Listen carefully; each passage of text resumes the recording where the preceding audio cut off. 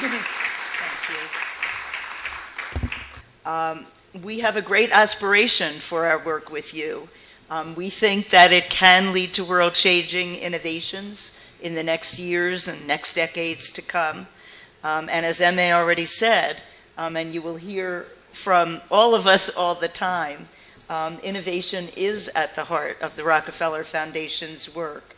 And the deep research that many academics have done on innovation show that one element of innovation is great partnerships and networks. So we have a reason to bring you here to discuss innovation, but we also know that with this kind of networking and partnering, we're promoting innovation as a process, and we look forward to seeing the outcomes of that as well.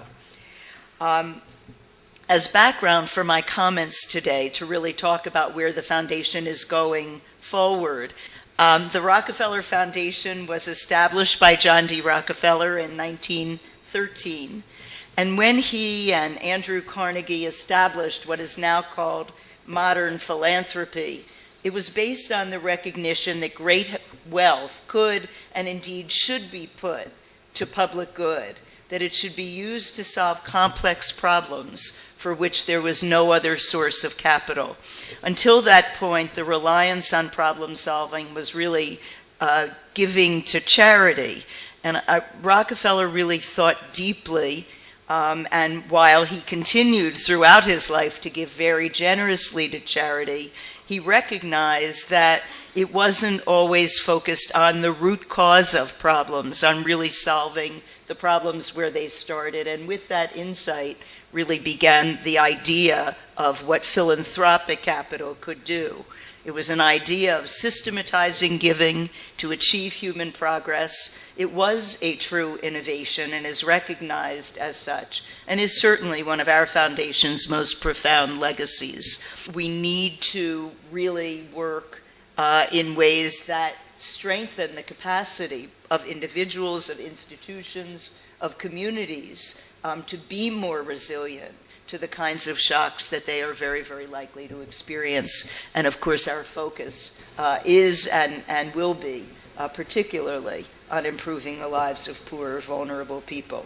We have worked for many, many years, almost since the beginning of our history in Africa, and it's always been to try to impact poverty and to improve economic and social stability, largely by specifically focusing on health, on education, and on agriculture.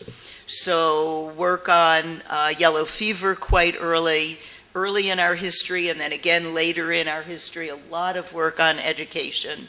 And of course, a considerable amount of work on agriculture, many of the elements of the CG system founded by Rockefeller at earlier points in our history.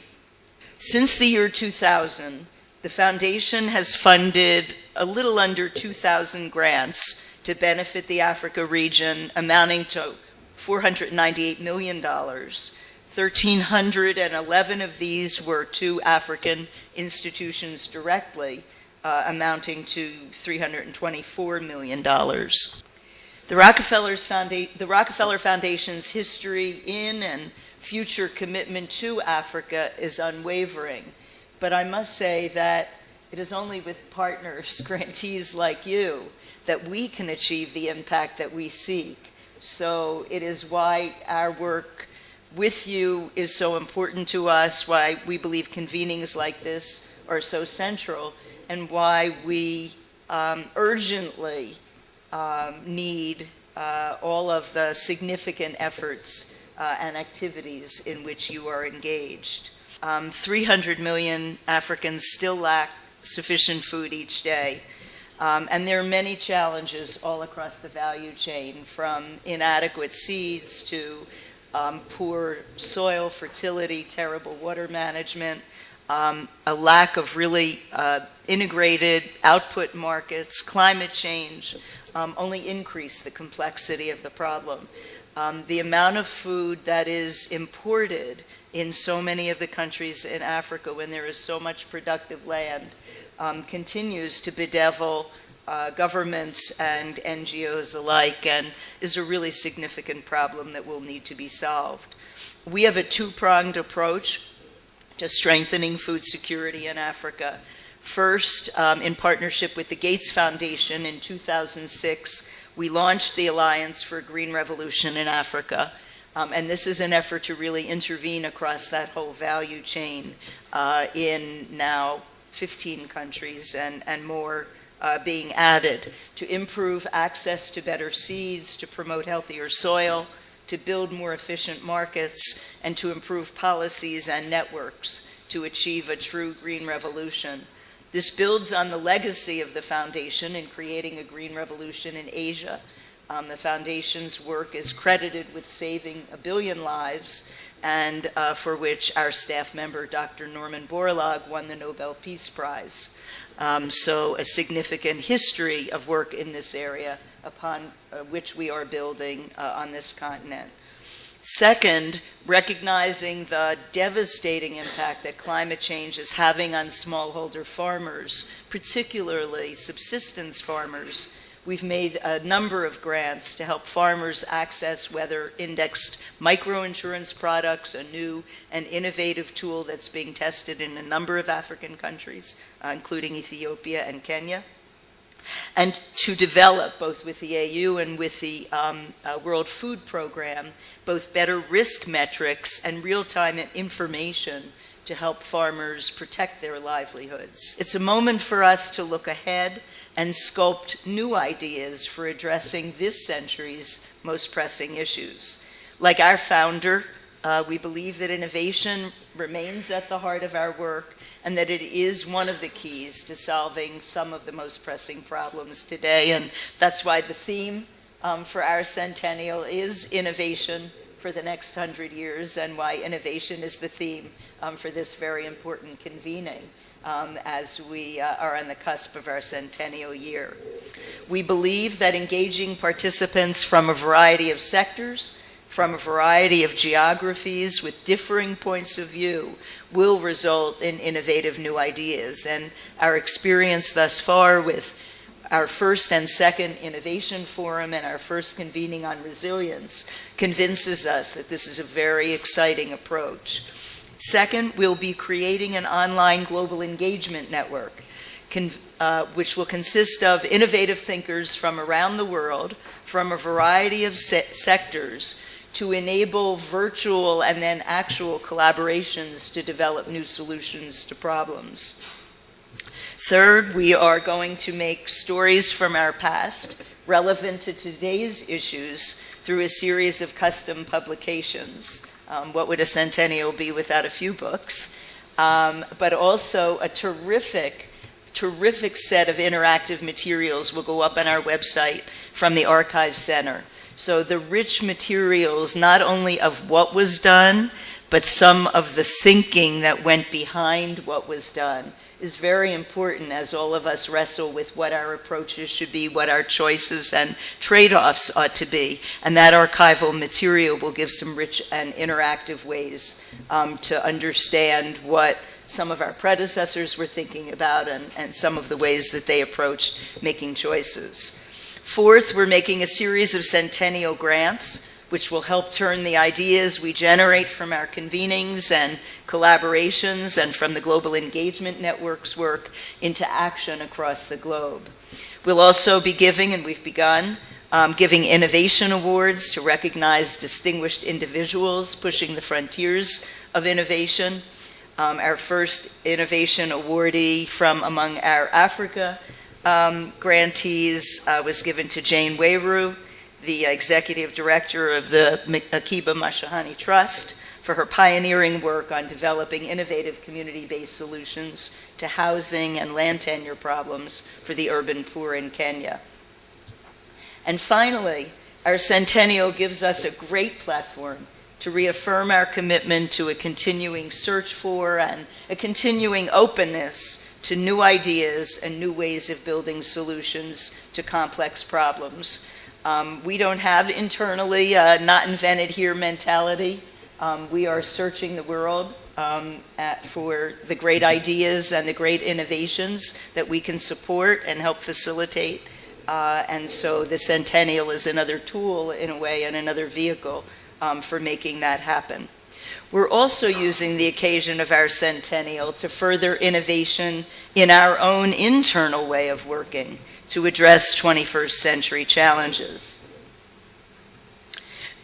Certainly throughout our history, our commitment to innovation and the commitment of our predecessors has meant that we and they are frequently and repeatedly over the 100 years analyzing how we're working and then adjusting the way we seek to achieve our mission to reflect the global challenges of that time and the changing dynamics of the global landscape as they and we see it. Over the past years, and I take the presumption of at least starting this chart with when I came, we've again used the opportunity since 2005 to think about how we innovate structurally and organizationally, and we've been reimagining our model. We rebuilt our operation and launched our initiative model, and we've been evaluating, all of you who know Nancy McPherson know how rigorously a dictator we have among us on the evaluation front. So we continuously evaluate our internal view of our own achievements. We're not afraid to take risks. We just want to know how we're doing. And so we continue to try to understand where things are succeeding, where we might need to take mid-course corrections, both in our own internal way of working and in repurposing some of the work we do. And then continuing, and in this case using the occasion of the centennial, to continue to refine our model. Through this set of years, we've expanded further our systems-based approach, and we've developed our initiative-based funding model. You have been our both partners and maybe guinea pigs in this process, and we're grateful for that participation. But it's been wonderful for us to see that through this process, you've been producing such high impact outcomes, and we really are grateful for the efforts, and I mean that sincerely. This year, we focused our internal innovation journey on refreshing our issue areas, again, seeking to understand and focus on some of the most profound global trends and challenges. And through a very deliberate and consultative process, we have really decided to focus on 4 large, and you will see that they are large, but critically important issue areas that reflect our view of what the most profound global trends and challenges are in which we have the experience and expertise to intervene and try to make a difference. So we are going to try to foster innovative shifts in 4 systems, 4 areas critical to human well-being. These are first to revalue ecosystems, that is to be very systematic in accounting for nature's role in people's economic and social well-being. Second, advance health, creating incentives for better nutrition and wellness. That will include agricultural interventions. It will include more direct health interventions in a variety of areas. The third, secure livelihoods, expanding the opportunities and creating inclusive markets in today's changing global economy. And fourth, transform cities, that is catalyzing equity and resilience in some of the world's most dynamic places. Obviously, these are very important domains. Many things, and they're very complex, and we understand that, and they are a high-level code term for many, many, many important issues within each of those, and certainly interacting among them, and that was intentional.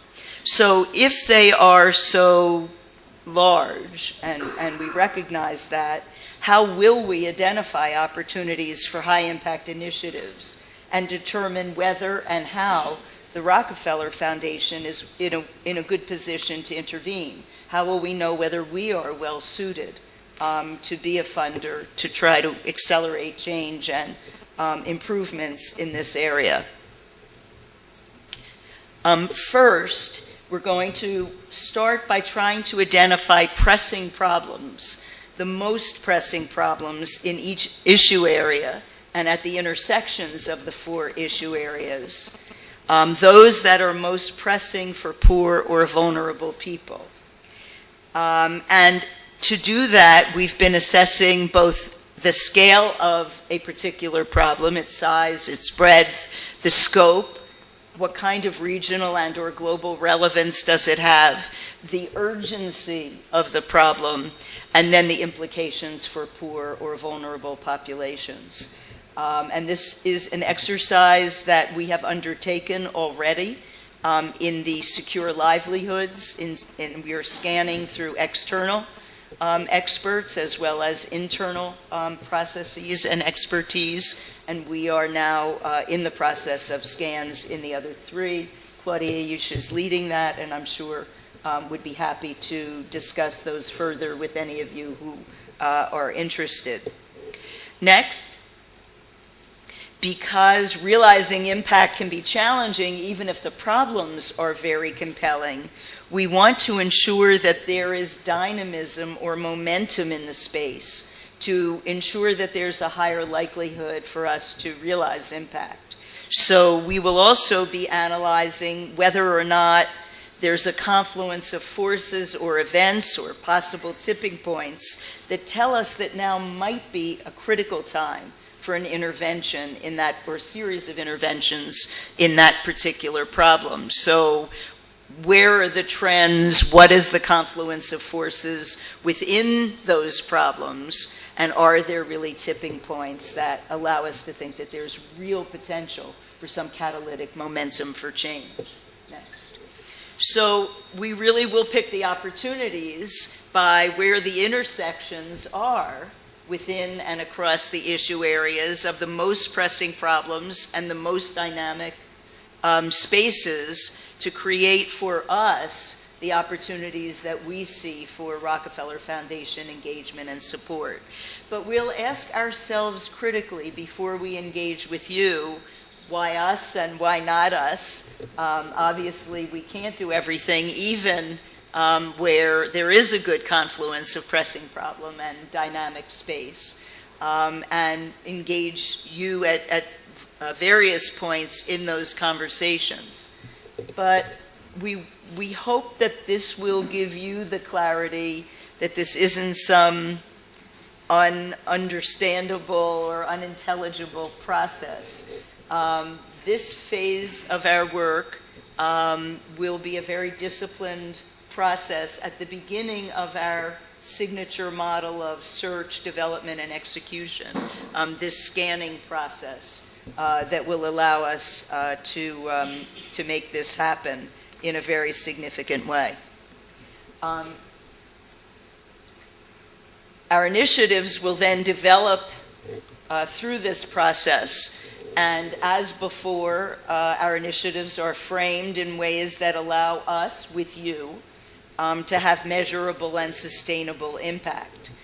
We will continue, as I said, in a search, development, and execution process, but we are intentionally focusing and want to be very clear with our grantees in supporting work that we will look together for clear goals of what we and you will expect and be expected to achieve within the lifetime of the initiative.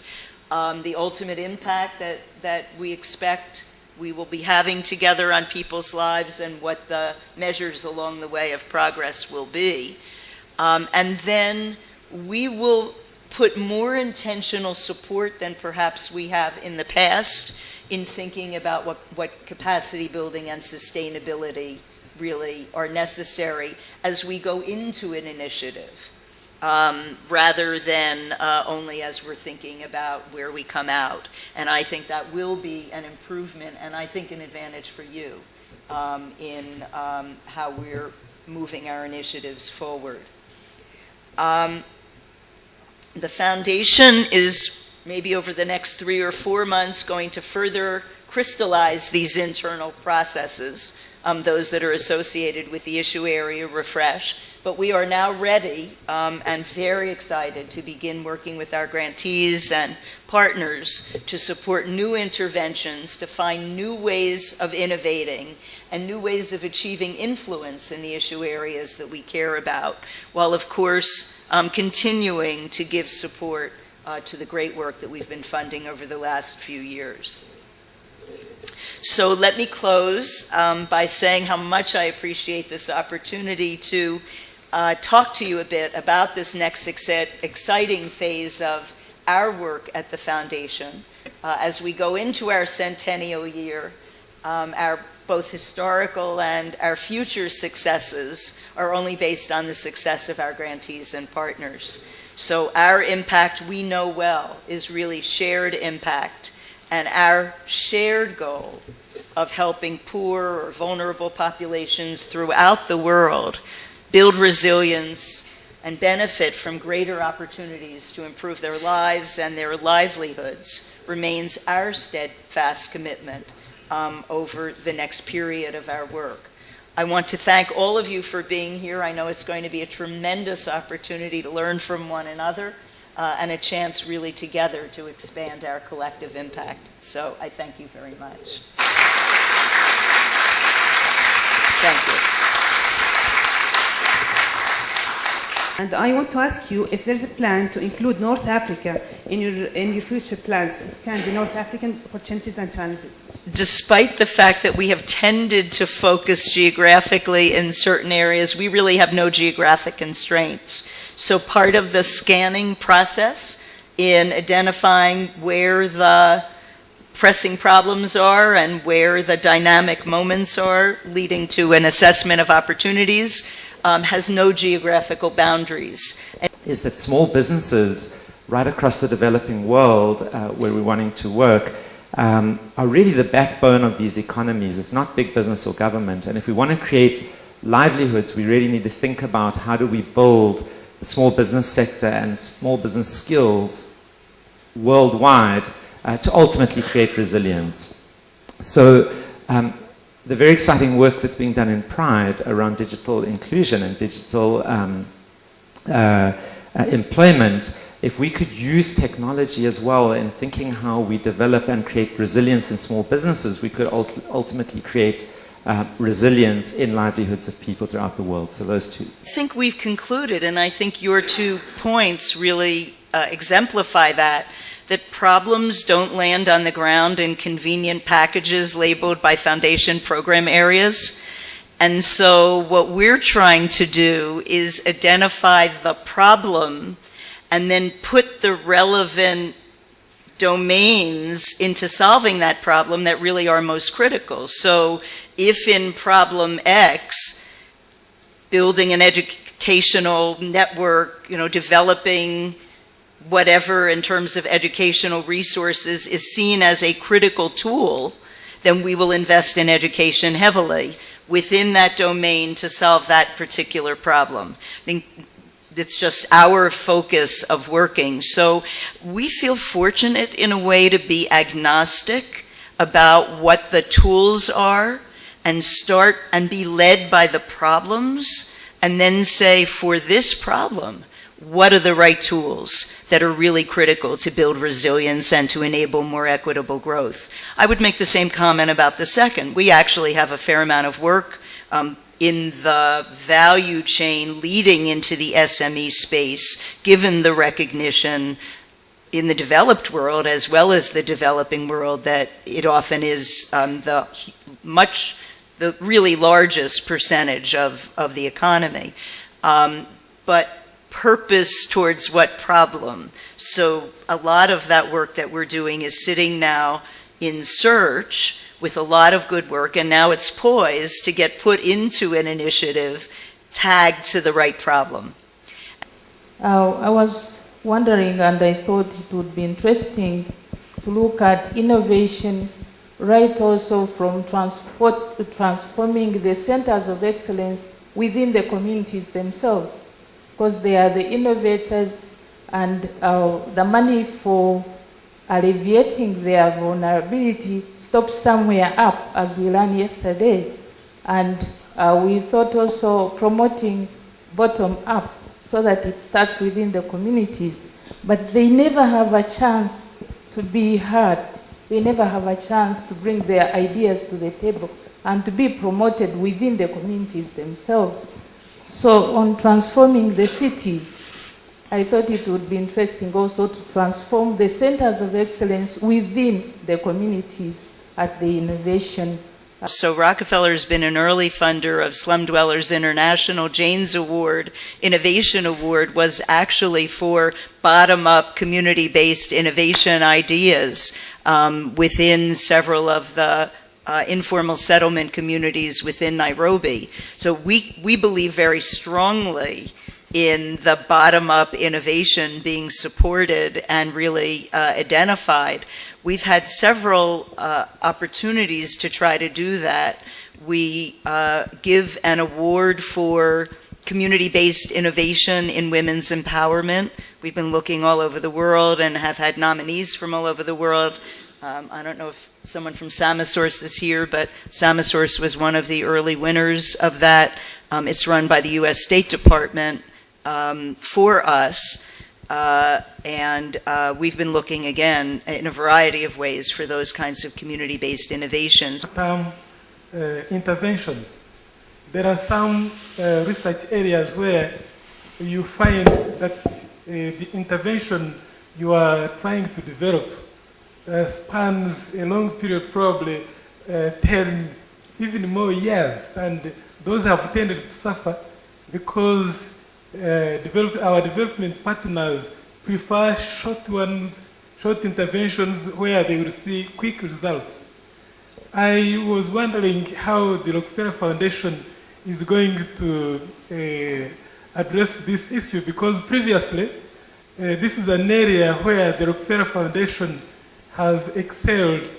There are some interventions that the foundation supported which led to outstanding results. Even when you go out there in our region, you find some tangible interventions which were supported by the foundation, but over a long period of time, spanning 10 years or more, and now you can see the impact. How do you intend to deal with those? Whatever we do and wherever we invest, we will use the structure that I described to you as the mechanism for making those decisions. So if there's an opportunity identified, looking at the intersection of the pressing problem and dynamic space, and we see it's an opportunity, we'll then assess. Does it require a long-term investment to achieve impact? What's the nature of the resources? What kinds of partnerships can we develop in order to be in there for the long term? But others can have short-term impact on their way to the long-term impact. We would really err on the side of choosing the latter. We would like to be able to have short-term impact on the way to higher order long-term impact. And we understand that the longer term may be the place where you finally see the effect on people's lives. But again, it will be the problem and the dynamic space definition that will allow us to determine whether there's an opportunity to be able to deliver on that will allow you to be effective and us to feel that we've been effective in achieving our mutual goals. So again, I thank you very much, and we look forward to working with you.